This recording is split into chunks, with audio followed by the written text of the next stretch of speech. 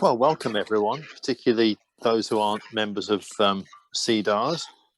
And I will, first of all, I think, hand over to Malcolm, who's going to kick off what I keep calling Sea Scout, but is in fact Air Scout, which shows my lack of technical knowledge on it. And I think, Malcolm, if you kick off, and I know Dave's going to join in, but anybody else, feel free to share your experiences or questions as the evening goes on. So I'll hand it to you, Malcolm. Okay, fine. Thanks, Jeremy. Yeah, first of all, I have to say this is nothing like an expert's use of the Air Scout system.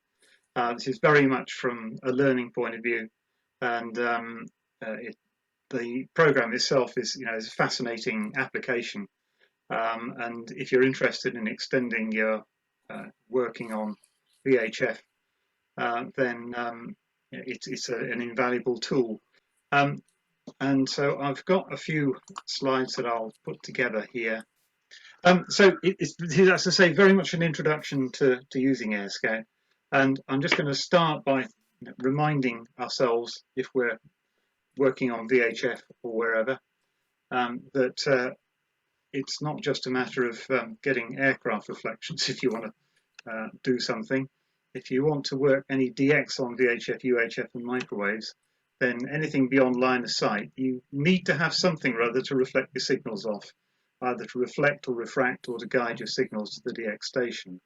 And just as a quick recap, there are various propagation modes that you might use, things like tropospheric ducting, or a bit of a lift-on, as they used to call it, tropospheric scatter, which is more reliable but much more difficult to do and much lower signal levels. On the lower VHF frequencies, particularly sporadic ionospheric propagation. You can do ionoscatter as well, but that's really esoteric. I don't talk about that at all. Meteor scatter at certain times of the year, when there's a meteor shower particularly. You can use meteors. You can use an aurora if the sun is chucking out mass ejections and so on. You can get some aurora. You can do rainfall scatter. That's particularly on the higher microwave bands. You can get scatter off. This is curious that people go out in the microwave contests and say, "Oh, good, there's a rainstorm," and point their antennas at the rainstorm and get some scatter off it. And then there's aircraft scatter, and that's the one that we're going to talk more about this evening, and how you go about it. So a little bit of background to aircraft scatter. It was effectively discovered in about the 1930s, and it's all part of the whole radar development, which of course went through into wartime developments and so on. So it was about then that they realized that you could get bouncing signals off aircraft.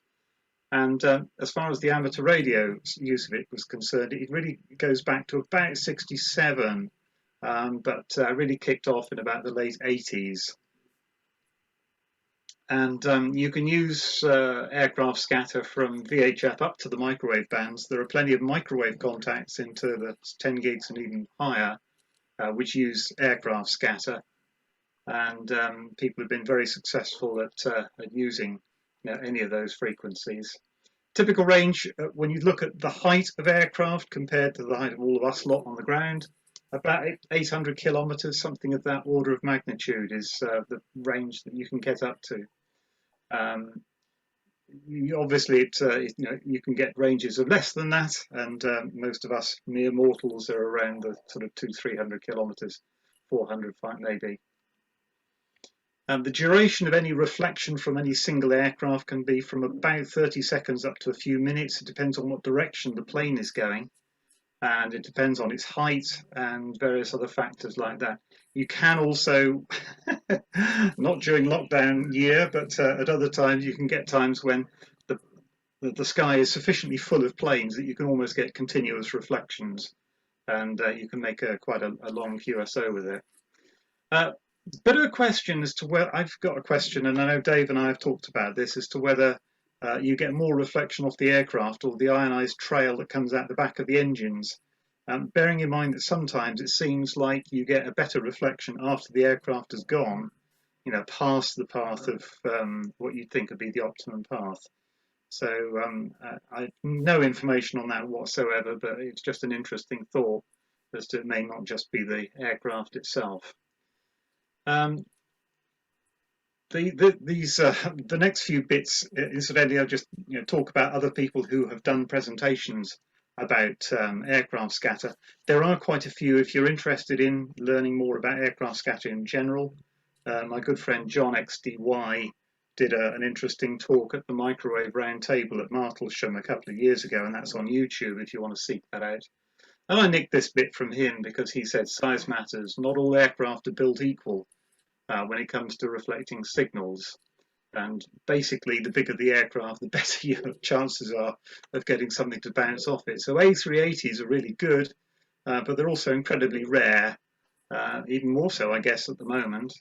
And the same with 747s being pensioned off significantly. So there's fewer of those now up in the sky, even when things are good. And 757s are pretty good as well. Certainly things are moving around the pecking order in terms of planes.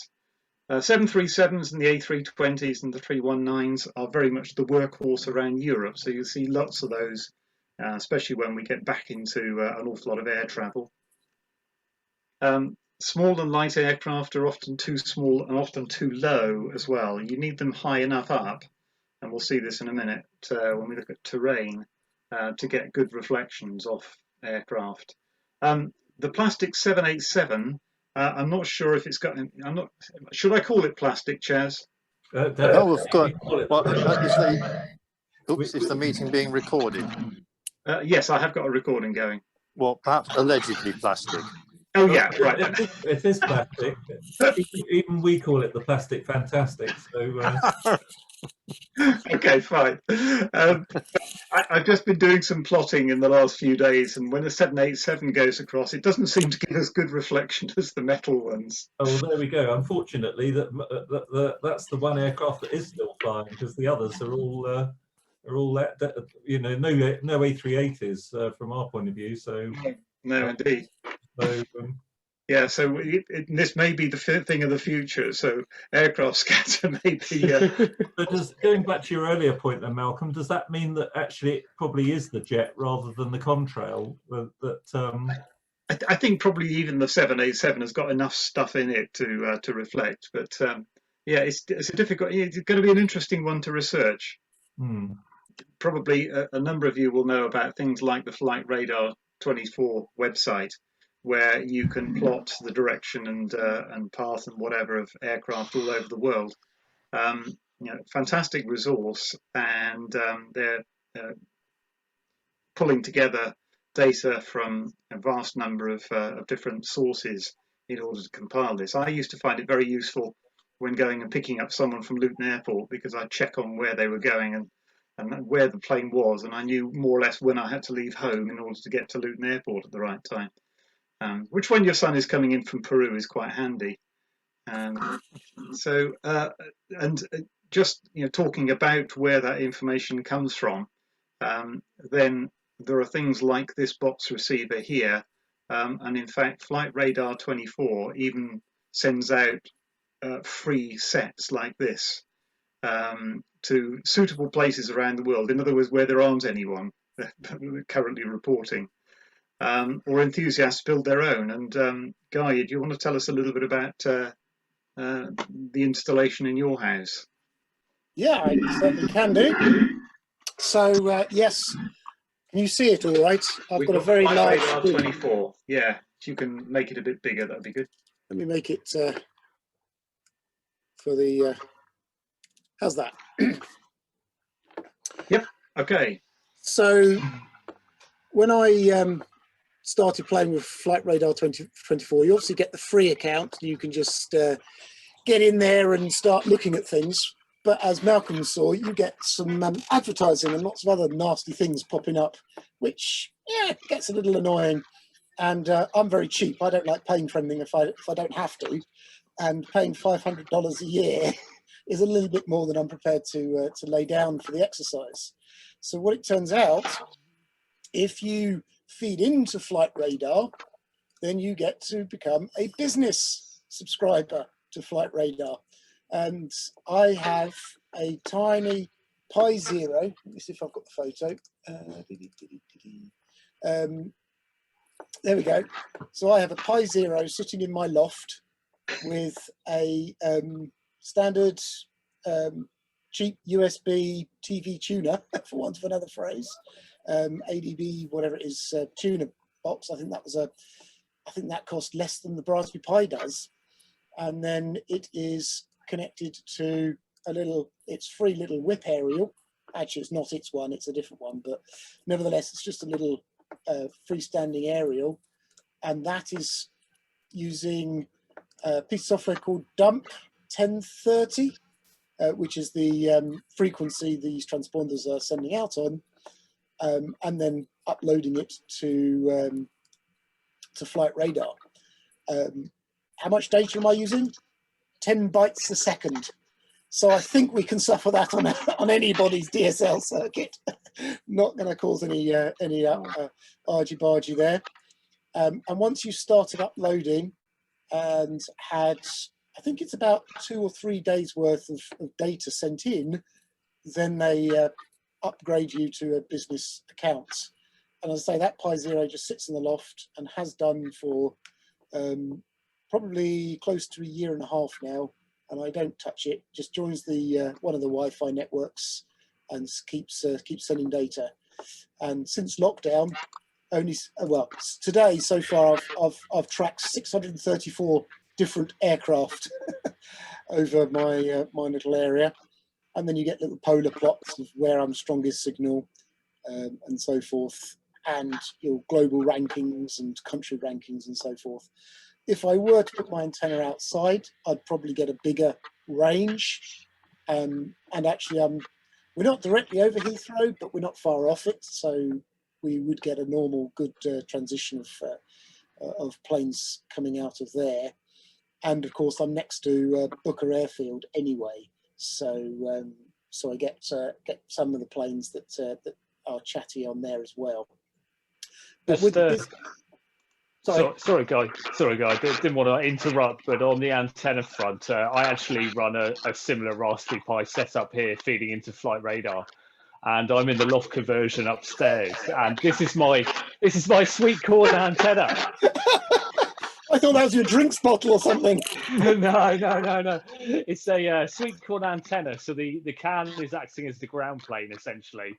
Yeah. I've cut the element for what is it, 10.995 megahertz? It's just over 1 gig, isn't it? Yeah. So I cut the element for that, and it seems to perform a lot better than a random TV aerial. That's my findings anyway. Yeah, the one I've seen a build where they've used an SO239 socket and then soldered a straight element up, and then just put ground plate 4 grounds off from the corners. That's quite clever. Yes. Which is, so this one's kind of similar. It's just an F type basically into a bit of kind of coax. Yeah. And then the can just slides over the top, and you've got your nice little ground plate. The green giant antenna. Yeah, it works really well. It really outperforms the TV antenna. It's good. Yeah, well, the TV ones, because it's got such a wide spectrum, I guess it's not good on anything. It's okay, but it's not great. So I did mean to build one properly, but haven't got round to that yet. So, but as I say, the free Whippy one that you get is doing a fine job for what we've got, and it's certainly good enough for flight radar. Okay, thanks very much for that, Guy, and James for that matter, because maybe that's it. We should have a club project to build. Oh yeah, it's a really good quick one as well. I can't remember the install that I set up on my Raspberry Pi, but it was a very easy thing. You just extract it to the SD card, connect it to your Wi-Fi, put in your dongle, and away it goes. Yeah, on Flight Radar, you can just download the image. I think it was from Flight Radar actually. You're right, Guy. Yeah. Which it's absolutely trivial to do because you just download the image. I think I'm trying to remember what it does for the Wi-Fi. I think you just have to feed it the Wi-Fi while you're building the image, and then that's it. There's nothing. You just SSH in and put your unique ID in there, and away it goes. So that's where all the data comes from, and then goes to things like the Flight Radar website. And you could, where are we? You could just sit there and look at that sort of website and try and work out, well, there's a plane there, and I might be able to bounce a signal off that because I'm not sure which direction it's going or what the height is or whatever. And what AirScout does is, I'll come back to that later on, is does all of that for you. But before we move on to looking at the AirScout itself, this is on the AirScout's own website, and it's like one of the earlier bits of a recording that was made, and it's quite a good showing of how well you can receive stuff. This is FM broadcast. So we're talking about quite a powerful signal, but completely obscured path, and this.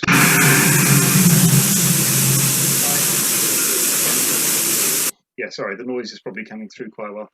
Don't worry, the noise will go away. It's an FM signal and there's no squelch, so therefore you get the noise, and then you'll hear the FM signal coming through. Watch on the left-hand side the little plane. You can see a little plane here, and as it's moving across.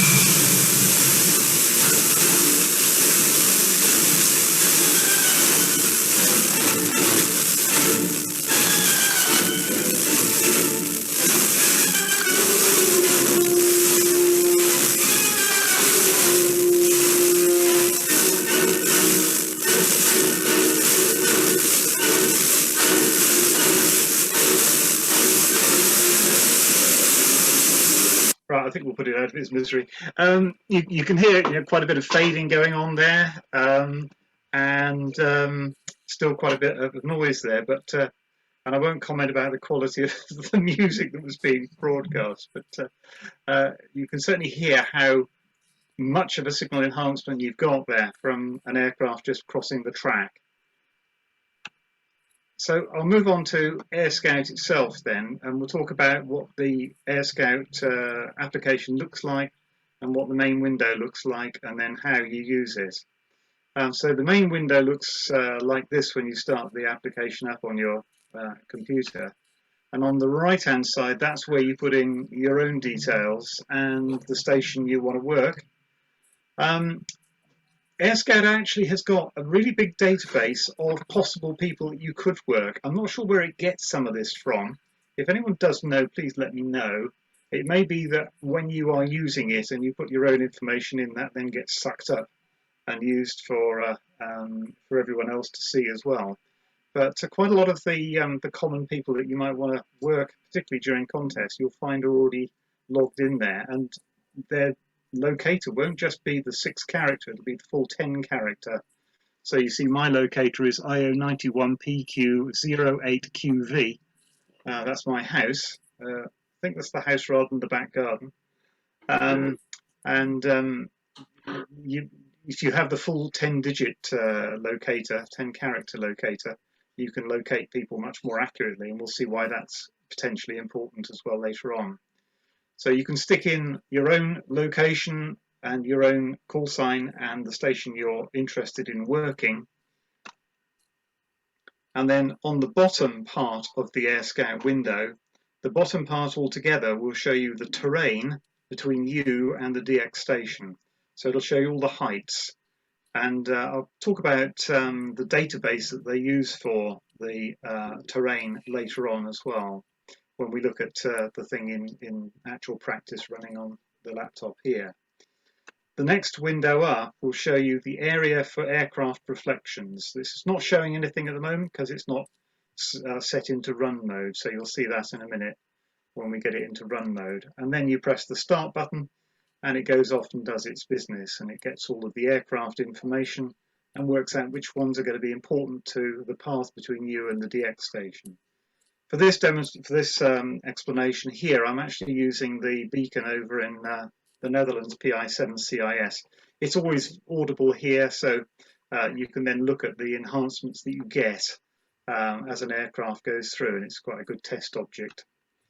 So when you press start, then the screen looks something like this.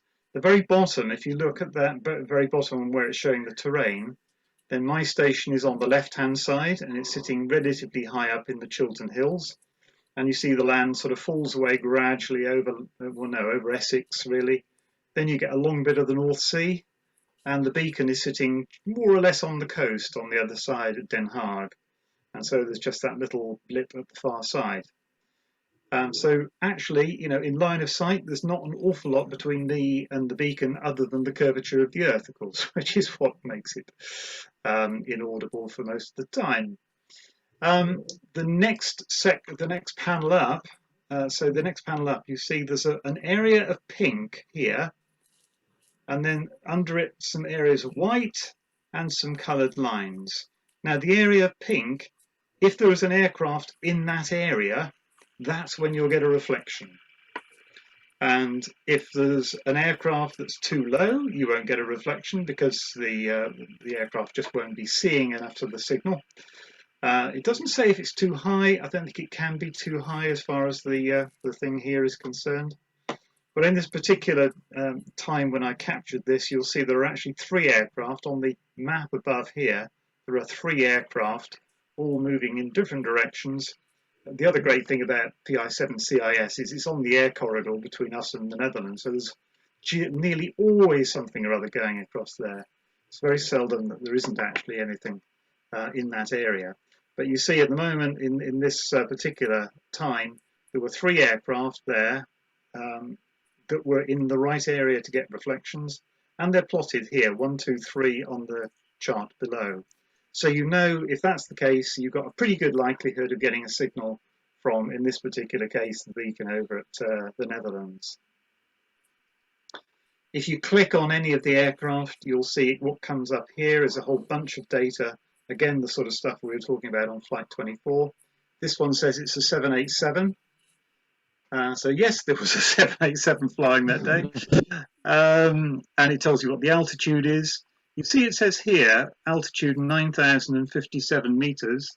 I don't know how well that reads over there. I can see it's not particularly clear on my other screen. And then it says plus 7,323 meters. I think that means it's, you know, it's 7,000 meters higher than the minimum that you'd need to get a reflection. In other words, that's probably in a pretty good position to get a good solid reflection of it if the plastic actually reflects. So the aircraft within the area that you're looking will either be grey. You see there's a little grey one at the top here. That's not of interest. It's going in the wrong direction and it's not going to give you any reflections. You won't see any at the moment, but we'll see some later on. Orange, they're too low or off track, so they could be of interest because they might turn or they might climb, but generally orange is not very interesting.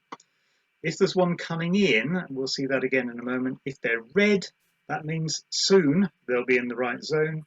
And if they're pink, that's when they're active. So that's the active now. And as you say, 3 aircraft are in the right place to give reflections right now in this particular shot. And there's the aircraft. And I've just reminded you the pink zone is where the aircraft need to be. This was that particular moment in time. This is I'm using the waterfall from WSJT. It's really good as a sensitive receiver for showing on their waterfall, and it's nice and slow, so you can see the gradual change of signal levels. The waterfall, this is at the bottom is older. At the top is what's coming in right at this instant, and you see it's a relatively weak signal. You see the CW ident here every now and again. In fact, PI7CIS sends CW ident more than it does plane carrier, but you can see that how much the signal is enhanced further on up the chart as those aircraft were coming into view. So a fairly weak signal at the very start of the plot, and then an enhanced signal up here. In this particular case, you can see on the on this side here there was a 777 just leaving the path between me and the beacon over in the Netherlands, and again on the right hand side on the plot, that's now on 70 cents. By the way, I've got that one was on 2 meters, now on 70 cents. fairly weak signal all the way through, but readable. But then you can see the enhancement from the 777. And that Doppler shift that you're now getting on, particularly on 77s, you get much more Doppler shift of the 777 crossing the path, and you get a nice big enhancement. Whether that would have been a big enough enhancement to work a station over there, don't know. It's because that was a glancing blow rather than a long drawn out one. And this was a 747. Again, you can see that's a pretty strong reflection. Again, one that's crossing the path and quite a big signal enhancement that's going there. I've also been listening to the Mid-Cornwall beacon on 77s, which is a really good test object. Unfortunately, there's not so many planes going down there, but when they do go, they're quite useful. For me, GB3MCB on 77s is not quite audible. On the WSJT plot, you can almost see a trail going down there at about 730 hertz, but it's very faint. But as soon as an aircraft comes in this particular case, it was a 767, again crossing the path, and we get that reflection, quite a nice reflection there. Make sure the beacon is actually audible. And again, there's a bit of Doppler shift there as it's crossing the path. On this particular one, you can see there's a red plane here. You see the red plane. That's one, therefore, that's going to be of interest in a few minutes' time. And if you click on the red one, it'll tell you how many minutes.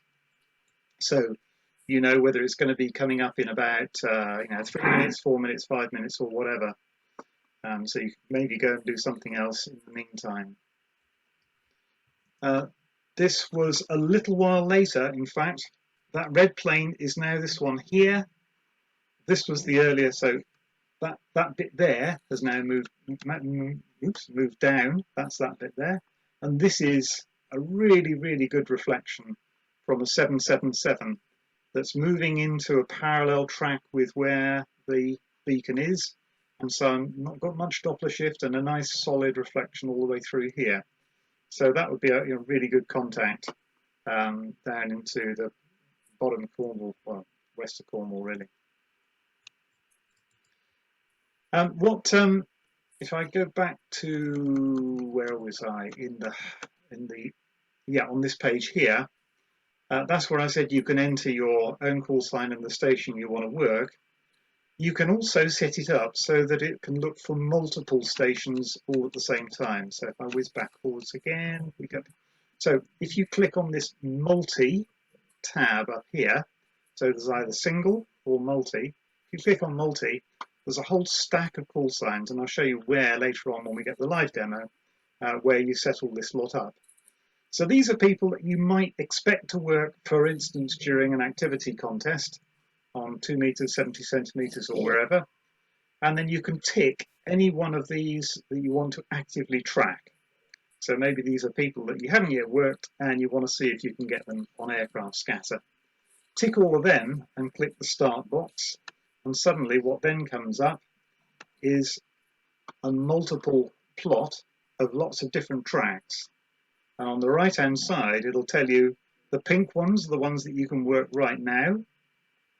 And the ones that you can work soon are going to be in red. So it tells you here that G3RAA down in Devon, you can work him soon because there's a plane coming up, and that's about this one here that's going to be in the right place. And Ian, GM3SEK up in Scotland, you'll be able to work him soon. That's probably because this plane here is about to get into the right place for him. PA5Y and P1DWR, you can work them right now, it says, not surprisingly, because there's a whole bunch of planes there that are sitting over the traffic lanes going between London and the Netherlands. So those are pretty much always going to be on.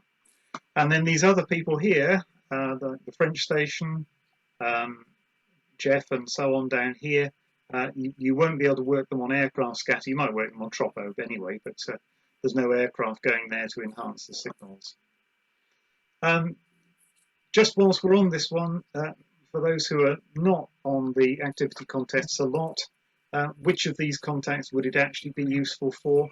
Well, typically I can't work people like Richard, GD8EXI, Ian, GM3SEK, and Gordon, GI680Z. I typically can't work those directly. I'd have to have aircraft scatter to work those. And for people like Conrad, PA5Y, I may well be able to work him if there's a bit of reasonable group conditions anyway. But quite often you'll find that if you listen to him long enough, he'll pop out of the noise because an aircraft will have gone through. People on the French coast, you probably work those on Tropo anyway, so you probably wouldn't need them. And similarly for working Paul, RAA down in Devon, probably wouldn't need an aircraft to do that. So yeah, so if there's no aircraft on the other routes, you've got to use Tropo. I'll come back to that later on, because I think what we'll do is bring up the just remove that. Let's see, if I go to a live demo here. So this is running at the moment, looking at the Mid Cornwall beacon, and I'm looking for 77s. And as you can see, there's not a lot of aircraft floating around here. There's a red one here which may come into the track. It is a 747, so if anything it's going to be a big one, and that's going to be though in 7 minutes, so we can spend a bit of time before that happens, and then I'll have a look on my receiver scan to see if we're getting anything. Whilst we're doing all of that, then I'll look at the way you get into it, set the whole thing up, because this is where it can get quite interesting. Are you just using a regular antenna on the roof, or have you pointed it upwards, or? Okay, so what I'm to receive, all of this stuff is being done on the internet. So to receive the AirScout stuff, I don't need any antenna at all. The antenna that I'm listening to the beacon on is my 70-cent beam, which is, yes, up on pole outside the house, and is listening quite happily to the 70-cent channel at the moment. But is it horizontal, or are you pointing? Yeah, it's a beam, horizontal beam. So if I come across to my other, where's my thing here? On this side here, right, that's my WSJT plot that's been ticking away. Every horizontal line is 1 minute. You can see that down the bottom there has been a plane over not that long ago. It gave us a reasonably good reflection. The angle of that with the Doppler shift looks like it was on a fairly oblique path, going across the path between me and the beacon. The options screen for AirScout, you stick in your own information here. I said that's a 10-character locator. The great thing is you can click on map, and it'll bring up a map, and you can show exactly where your house is there, and it'll tell you what your 10-digit locator is. Actually, quite a useful tool anyway, you know, regardless of the fact that this is built into AirScout. So if you want to find your locator to 10 digits, you can do so within this application.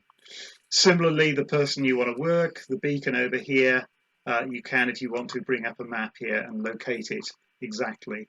I was doing this with a friend of mine who's just moved up to outside Shrewsbury, sitting right behind the Brownclea Hill, which probably, James, you probably climbed at some point, because it's yeah, oh, right, okay. Well, he lives just the north side of that, so it's a pretty disastrous location for working down south.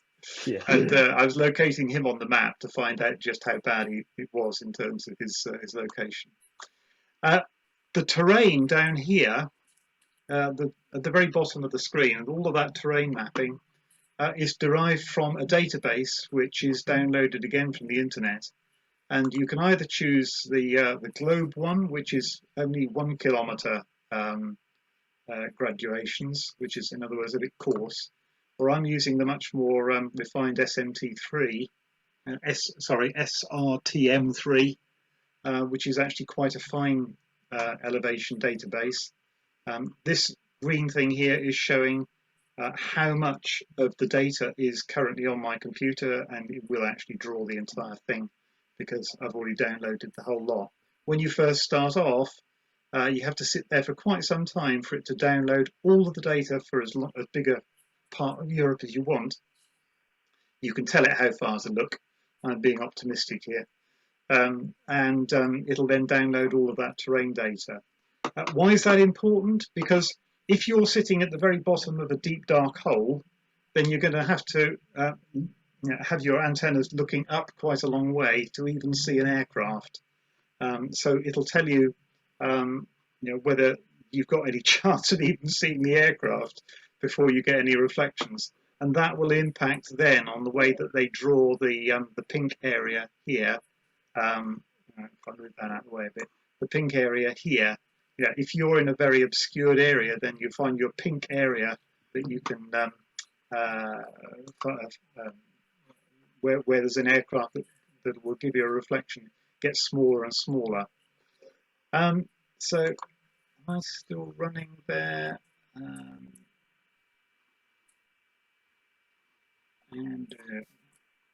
Which chart am I in here? Right, so yeah, I'm running at the moment. The 747 is now 2 minutes away, 1 minute away.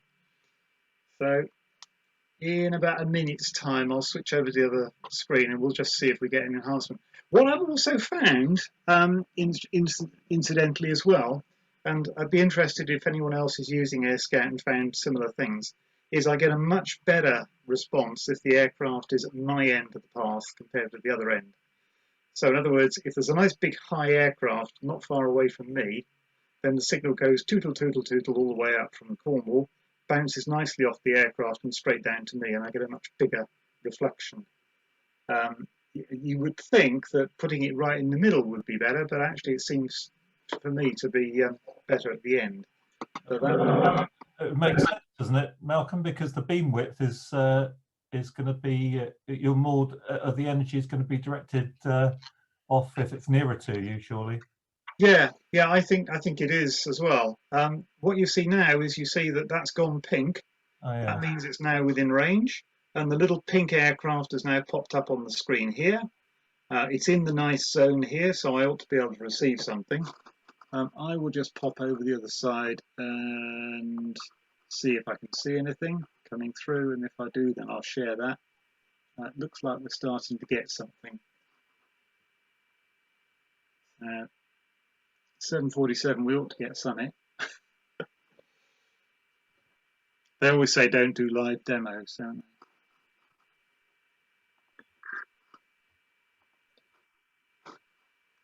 Yeah, I didn't really appreciate that you can get a decent reflection with it really at one end. I wrongly assumed that it needed to be roughly in the middle.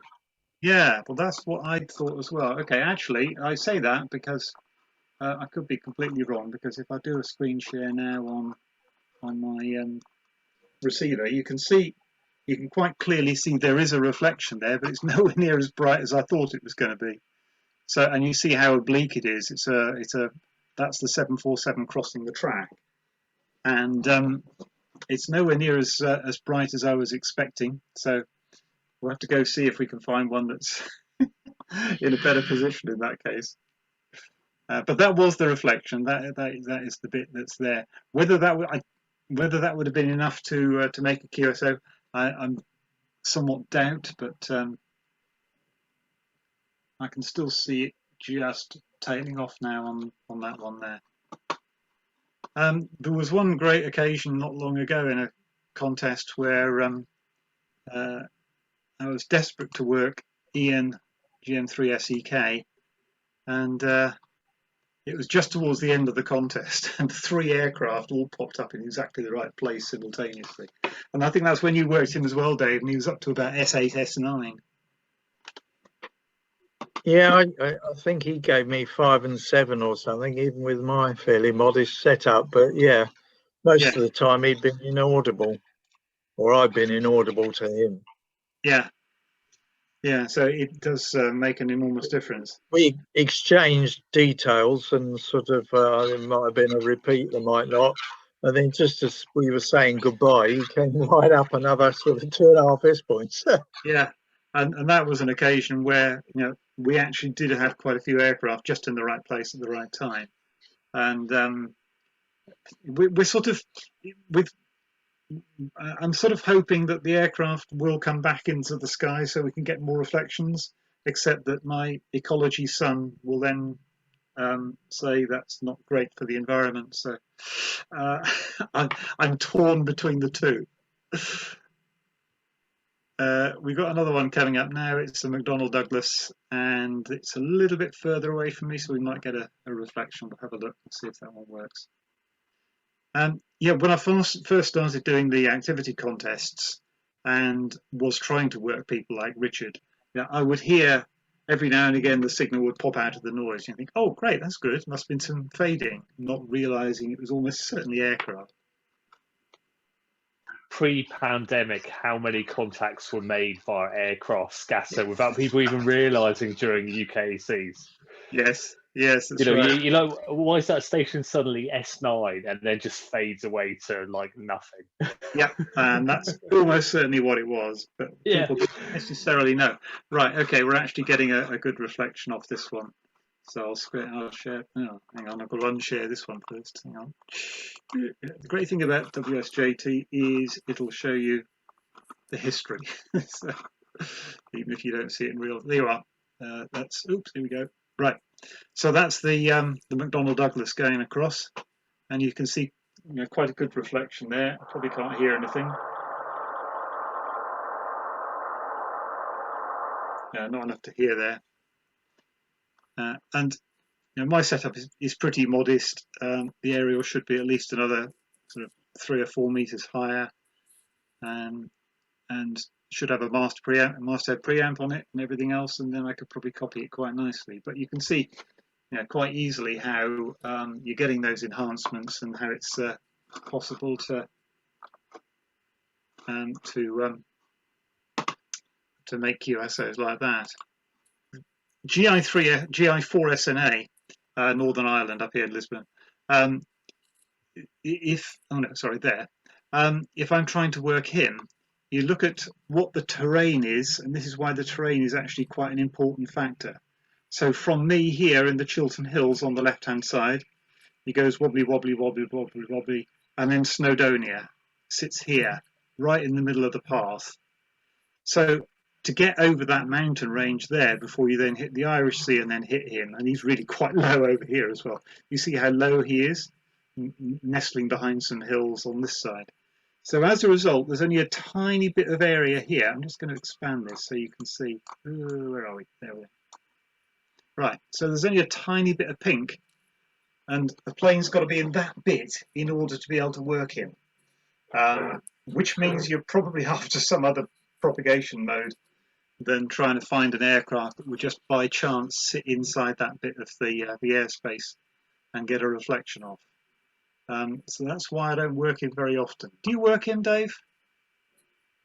I used to work him fairly regularly, particularly on 2 meters and that, but I don't often work him these days. He's pretty consistent. If you get out onto a good hilltop site, you can typically work him. But I'm surprised by the topography there with Snowdon right in the middle. It doesn't seem like it should be that likely. Yeah, that's right. And on the plot on this chart here, which is there's me down here and him up there, the red bit is where if there's an aircraft, it's probably not going to do anything, and that pink bit there is where the aircraft's got to go for. So if you're looking at an aircraft like this orange one here, that's going to be in a track that's not going to be of any use, or it's too low. This one's too low, it's 29 meters too low. This orange one here, that's not going to be any good. So you can sort of say, well, there's just not much point in even bothering trying, you might think, although you might get some enhanced tropo as well, so it might be worth having a go. By comparison, if you go to someone like Richard on the Isle of Man, there he is. Right, so there's a whole bunch of stuff here, but look, there's an enormous, great pink area that you get an aircraft in that bit, and you'll get a reflection from him. Is that a function, Malcolm, of the fact that not so much Snowdonia, but your Irish friend, he seems to have been stuck in a valley. I think it's more the issue his end, isn't it? Yes, it could well be, because you see Richard is nicely, he's very close to the bottom of the Isle of Man. If you look at where Richard is, let's go down here. You see he's right down the bottom of. Ooh, it's by Rumpel's way, yeah. Yeah, that's right, right down the bottom here. So he hasn't got to go very far before he's straight over the Irish Sea. Yeah. Which makes it an awful lot easier. Yeah, and I think that you're right there, Chaz. That's why it is that we then end up with a nice big wodge of space here. So you know that the likelihood of being able to work him is pretty high, and that's why he's pretty regular. Yeah, David GI4 SNA. He's on a little bit of a sort of bump though, because you see the pictures from his QRZ.com page or whatever, and he's got some pretty massive antennas, couple of towers and other stuff as well, but he's got sort of like a 7 or 8 element or more on 50 megs, So he brings his own hill with him, sort of. He does. Well, if you've got a 60-foot tower, and then you've got say a 50 meg whatever that's got like about a 24-foot boom, it's a pretty juicy antenna to start with. But then he spends a lot of his time firing across the sea, doesn't he? Yeah, right. I was just going to touch on a couple of other bits within the settings area. There are massive numbers of settings here which I haven't even delved into, because I say I'm not in the expert category on this one. I'm in the fumbling amateur category. But the other bit is the watch list, and you remember I said there was a whole bunch of people when you wanted to do multi and you could track multiple people. You do this on a watch list. Hang on, it seems to be adding some call signs. Right, here we are. Right, they've come up now.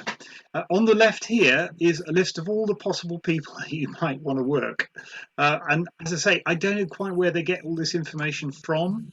But you think of almost anyone that you might work in the contest, like G3ZNU, and he'll be in there. And then you can move him across into your watch list on this side here. This is my little watch list that I've created here of people that I would regularly try and contact via aircraft if I need it. I've also stuck in here the Beacon PI7CIS, the Beacon we were listening to, and GB3 MCB. GB3 NGI, I was having a try and see if I could hear that, but I couldn't hear anything of the Northern Ireland Beacon. If anyone else does do so, please let me know. Oh yes, I've also put in GB0BWM, which is the Brill windmill, because I thought, not because I need an aircraft to work Brill. Thank you very much. But the other bit that you can do here, if I find the correct bit, it's in stations. That's right. Is you can look up your own radio horizon, because it's got all this terrain here. I know there's lots of other applications you can use for that, but it's interesting that they built this into AirScout as well. You can look up your own radio horizon. So in this particular case, it's based on an antenna height at a paltry 8 meters at my location, and you can calculate then what your radio horizon is going to look like. And on the right hand side, the red line says how far away the radio horizon is, and on the left one it says what the elevation angle needs in order to get over your obstacles. So obviously the lower the elevation angle the better, and the bigger the horizon distance the better. And as you can see, I've got a reasonable scope on the northeasterly direction. So it gets out quite well in that direction. It's going quite slowly because it's using the most detailed terrain data that I've got downloaded. If you use the coarse terrain, you'll find less accurate results, but it goes a lot quicker. And then you can see there's a bit of a gap there. Ooh, yes. Okay, so now it's getting a bit weird because it's suddenly found some very clear areas in that direction.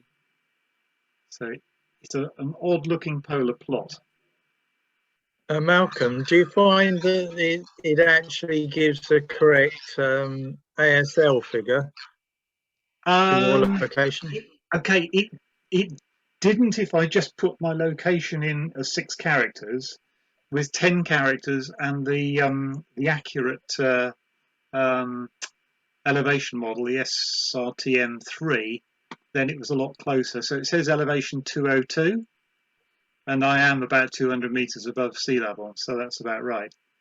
So yeah, so this is the trouble is when I need to look at that again then, because it's all at least 20 or 30 meters off. It's miles off.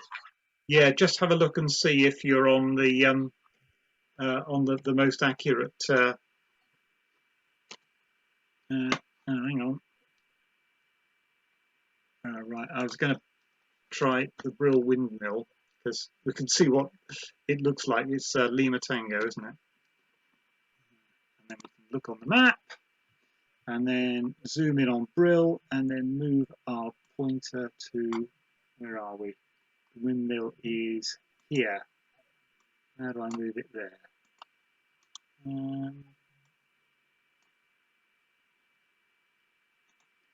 Okay, that. No, it still hasn't moved it, has it?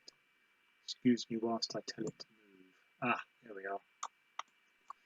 I have to move that up to the Brill windmill, which is what, about here somewhere, I think. And then you can look at the radio horizon up at Brill. It says that it's 170 meters above sea level, which is not so high, but I think it's takeoff at Brill. Well, you're familiar with it, aren't you, James? Yeah, it's a very, very, very good takeoff up there. I'm looking forward to seeing this. Yeah. I mean, to be honest, in most directions, it depends where exactly up at Brill you're operating from, but it's definitely one of the best kind of spots in the area. Yeah. So I found it quite useful that this was built into AirScan, because it's not the sort of thing I'd expect to see in like an aircraft plotting thing. And it does show how important it is to get terrain information and how clear, how open your sky is.